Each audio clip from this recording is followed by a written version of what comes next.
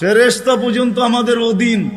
মসজিদে যতক্ষণ বসা থাকে এক ফেরেশতা ডাইনে বৈশা চোখের পানি জড়াইতে থাকে, আল্লাহুম্মা গফিরলা, আল্লাহ আরে মাফ করে দেন না। আল্লাহ বলে তোরা তো আইলো গেল কি, আপনার ঘরেই তো বের হইছে। আমাকে জিজ্ঞাসা করেন কেন তোর দিলে এত ব্যথা কেন, আপনার ঘরেই তো বের হইছে। বন্দা তো আপনারই সৃষ্টির সেরা, তো আপনিই বানাইছেন। ও যদিও না কান্দে তো আমি ওর পক্ষ হয়ে একটু কান্দতেছি, অসুবিধা কি?